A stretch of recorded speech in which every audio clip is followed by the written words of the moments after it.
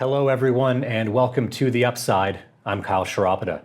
We're now firmly into 2026. That means the snow is falling, temperatures have plummeted across the country, and New Year resolutions may be fading. Spring isn't too far off, though, but today we're talking about a different type of season, and that's RRSP season. The first 60 days of the year is your time to get contributions in to claim against your prior year's income. Let's zoom out for a moment. What exactly is an RRSP, or Registered Retirement Savings Plan? How about a tax-free savings account? What are the basics of both and the benefits of using them? Today, we're answering those questions and more with Michelle Munro, Fidelity's very own Director of Tax and Retirement Research. Michelle spends most of her time traveling the country, presenting to and talking with financial advisors and investors. So we're lucky to have her in our studio here today.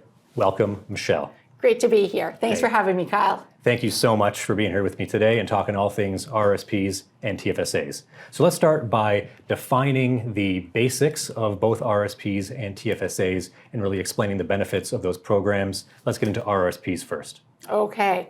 RRSPs. And we use so many acronyms in this industry. So Registered Retirement Savings Plan. Yes. As the name is branded, it's intended for retirement savings. Okay, how does it work? We make a contribution to our RRSP. We get a tax deduction for that contribution. Then inside the RRSP account, we can invest in mutual funds, stocks and bonds, ETFs, etc. The earnings from those investments is tax deferred until retirement, typically, when we make a withdrawal from our RRSP, and then it's taxable. Right. And what about, so there's this link between RRSP season and someone's taxes. What's this tax refund that I've heard about? What do you mean by that? You're like, yeah, that's pretty good. So one makes a contribution. We make a contribution to our RRSP. We get a deduction that reduces our taxable income. Right. And often that means when we're filing our tax return, we get a tax refund as well, which feels pretty good. Awfully feels good in April. Very nice. Let's touch on contribution room. Is it correct to say that everybody's situation is unique in terms of their contribution room? Well, taxes, everything's unique. Right, of course, yeah. Okay, so contribution room, it's based on your earned income. Right. And earned income is a tax term which essentially means employment income. Right. So it's 18% of your prior year's earned income up to $1 maximum, which is $33,810 for 2026. And if you've missed a year for whatever reason, you can get caught up in a later year. Okay, so there is a ceiling, but it's quite generous. It is. And it's unique to the individual. Yeah, and if you don't know how much your contribution room is, it will say on your notice of reassessment or of assessment when you file your tax return, as well as you can go on to what's called My Account, which is on CRA's website. Yes, that's right. I recall doing that in the past. Now, let's pivot from RRSPs to TFSAs. What are the basics of the tax-free savings account? Okay, tax-free savings account, there's a lot of similarities and there's some differences. It's a tax advantage account to save and invest.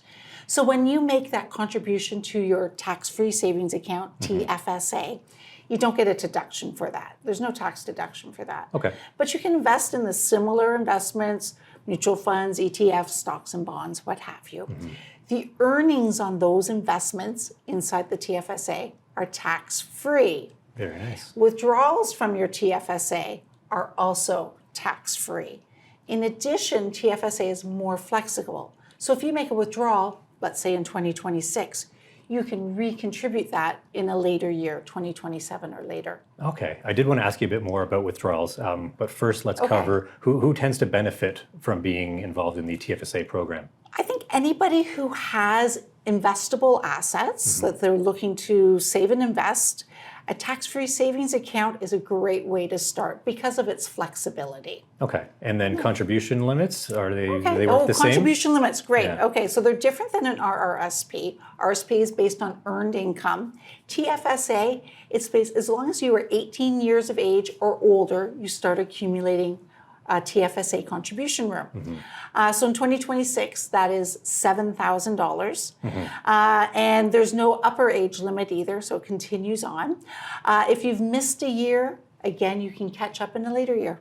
Okay, so a lot of flexibility Yes. with the program. And then I guess it would be safe to say then that somebody who's, say, in their late 20s, approaching 30, they've been working for a few years, if they haven't contributed to a TFSA in the past, they probably have a nice contribution They have room. a nice little nest egg there that they could be contributing. Absolutely. Okay. Good program to take advantage of. And again, we want to be looking on my account on CRA's website. Perfect. That's a good resource. It is excellent. Lots of good information there. Let's just double down on the withdrawal rules. So if you withdraw in 1 year, 2026, for example, you can then put that money back in 2027. Correct. Yeah, or a later year. Or a later year. So that there's more flexibility there. So and that withdrawal could be for anything. Okay. We might, let's say you're saving for a home. Yes. You could use that for the down payment of a home, and then you could make a recontribution in a later year. Okay. And speaking of homes, there are other programs for that, but we should save that for get into it. another discussion. Okay.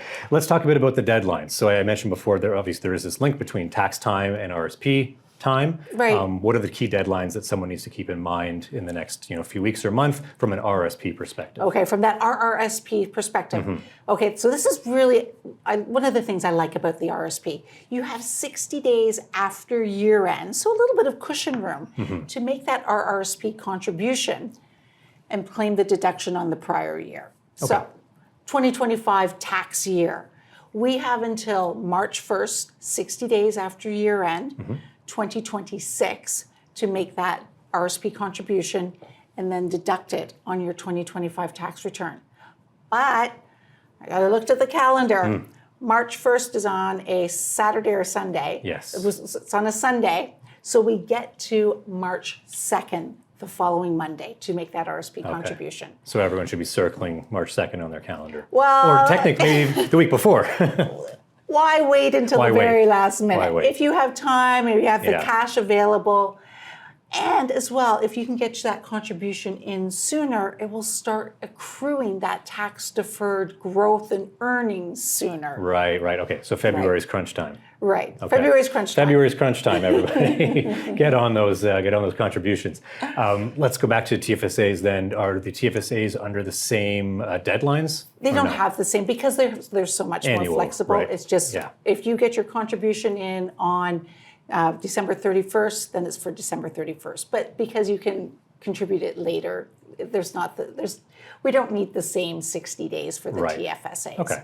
And $7,000 for 2026, that's pretty good. It used to be like $5,000 or something like that, When right? it started, the TFSAs started in 2009. Right. So in 2026, it's $7,000. When it started in 2009, it was $5,000. It's gone up. It went up to $10,000 1 year. And then but it's back down. Lots of things going on.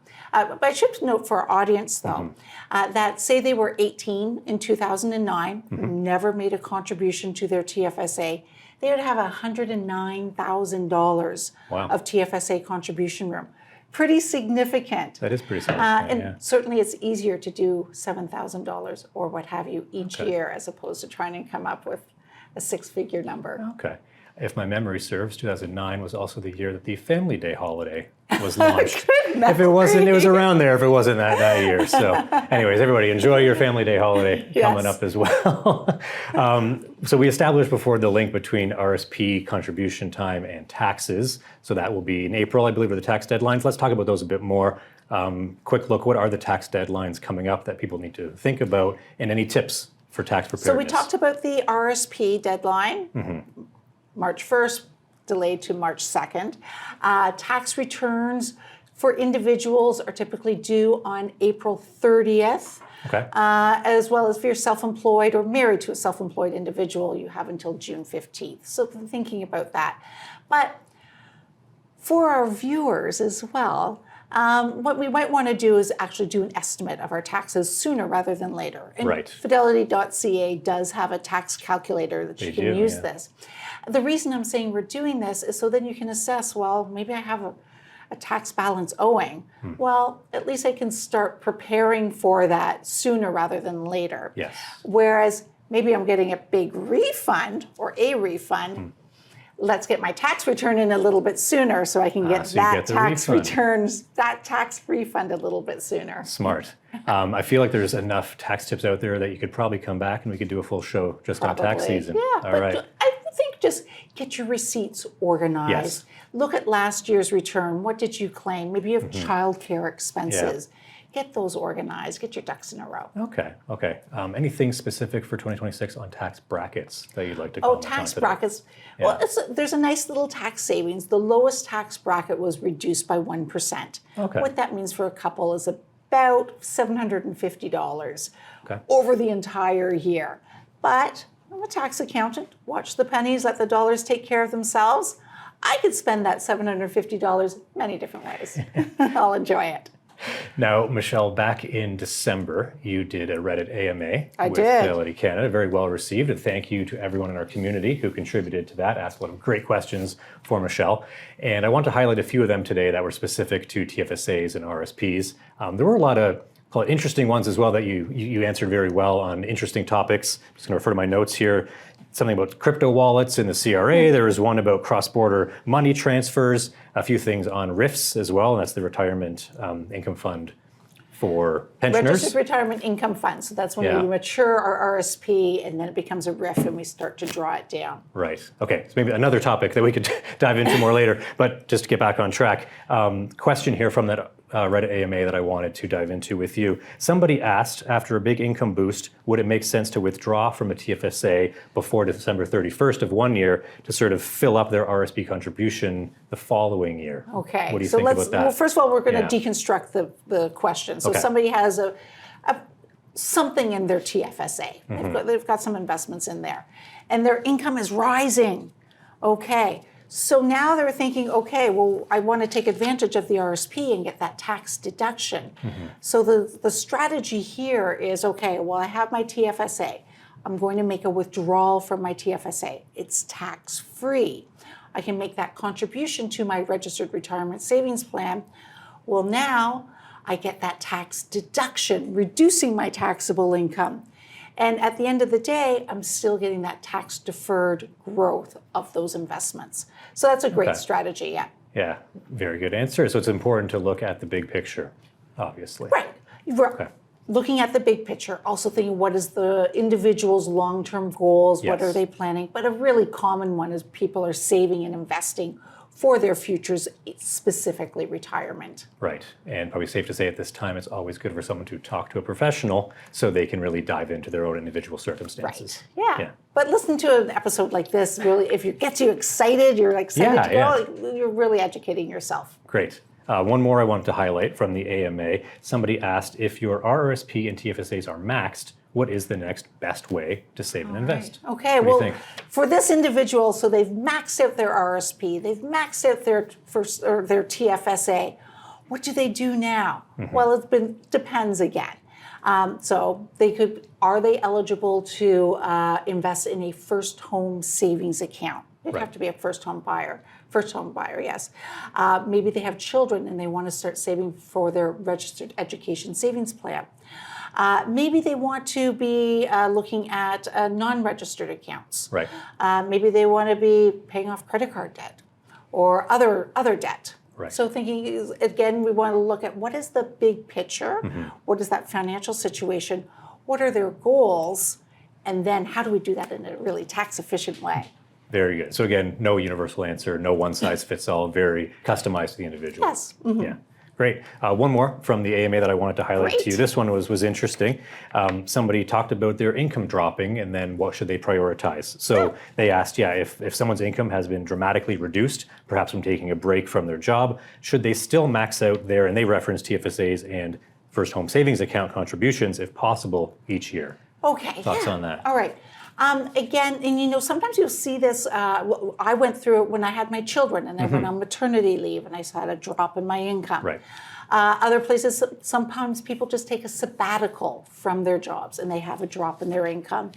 And with the two situations I described, well, we know it's going to last a year or so. And so you're planning for that. And again, bringing it back to, and I kind of feel like I'm hounding this, but what are your goals? What are your plans? Where do you want to stay on track to achieve those goals? And this question talked about, it specifically talked about the tax-free savings account first home savings account. I'm going to draw in the registered retirement savings plan. Because their income has dropped, they probably have less to invest. The RRSP, because we get that tax deduction, maybe we'll hold off on that. Right. The TFSA has a little bit more flexibility, so we could make a contribution there. We're not concerned about getting that tax deduction. Right. The question went into the first home savings account. We'll spend a little bit of time here. Okay. First home savings account, it's relatively new. It was first introduced in 2023. Right. What it is you need to be a first home buyer. Okay. In most cases, that is exactly what it sounds like. Yes. Never bought a home before, your first time. Self-explanatory. So you can save in a dedicated account. And again, we make that contribution to the first home savings account. When you open the account, you have $8,000 of contribution room. Okay. You get a deduction for that first home savings account contribution. Very good. Now we're going to invest in mutual funds, ETFs, stocks, bonds, what have you. That growth is tax-free. Okay. Then we're going to make a withdrawal some year down the road. That withdrawal for that first home is tax-free. So it's combining the best of an RSP and the best of a TFSA, really targeted for those first-time home buyers. We could do a whole nother session on that. I think we've got a couple of shows lined up for the rest of the year now. Now, what about for that individual? Should they consider RSPs as well in there? Maybe consider Or no? RSPs. It depends how much they have to continue investing. Right. You do want to keep, where it's possible, stay on track, keep investing even through the ups and downs, economic ups and downs. Have that because plan. it might be a bit of a sacrifice today, but your future self will definitely benefit from that. Very smart. Now, we're getting close to the end of time today. Anything else that you wanted to add that maybe we didn't cover on the topics of RSPs, TFSAs, tax-related accounts to those? So when I talk to individual investors, they feel a bit of... You're traveling a lot, as I mentioned in the intro. All across our great country. It's a bit of analysis paralysis. I want to do it perfectly, and I don't let that, be just intentional planning. You want to have an idea of the big goal, but just taking those first steps are so crucial. And then you can build and tweak from there. And certainly attending a webinar, a webcast like this today, if you're thinking, oh, that applies to me, well, I know Fidelity.ca has a plethora of information. Work with a financial advisor. Just continue that snowball effect. Very good. So just jump in and follow your goals. Absolutely. That's great. Well, Michelle, thank you so much for joining me here today. It's been a pleasure. Thanks for having me, Kyle. All right, we'll have you back soon. I hope so. And thank you all for watching today as well. So at Fidelity Canada, we're releasing new content daily. So please look up the Upside or Fidelity Connects podcasts for more. With the Upside webcasts, you can learn to be a better investor and hear from some of Canada's best stock pickers and leading financial experts. To not miss a show, head to fidelity.ca and sign up for the next webcast or the Upside newsletter. And if you want more clarification on how to approach the upcoming tax season, check out the article 6 Things to Prepare for Your 2025 Taxes on fidelity.ca. Thanks for watching today, and I hope you'll join us again. I'm Kyle Cheropita.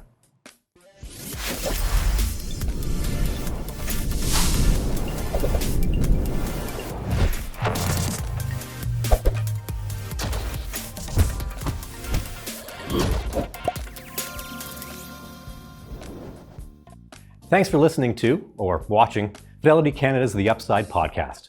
Subscribe on your podcast platform of choice so you don't miss an episode. And if you like what you're hearing, please leave a review or a 5-star rating.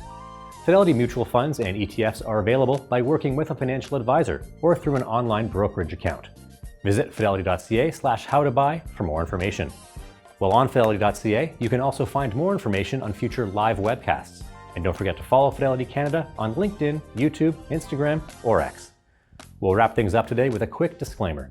The views and opinions expressed on this podcast are those of the participants and do not necessarily reflect those of Fidelity Investments Canada ULC or its affiliates. This podcast is for informational purposes only and should not be construed as investment, tax, or legal advice. It is not an offer to sell or buy or an endorsement, recommendation, or sponsorship of any entity or securities cited. Read a fund's prospectus before investing. Funds are not guaranteed. Their values change frequently and past performance may not be repeated. Fees, expenses, and commissions are all associated with fund investments. Thanks for tuning in. We'll see you next time.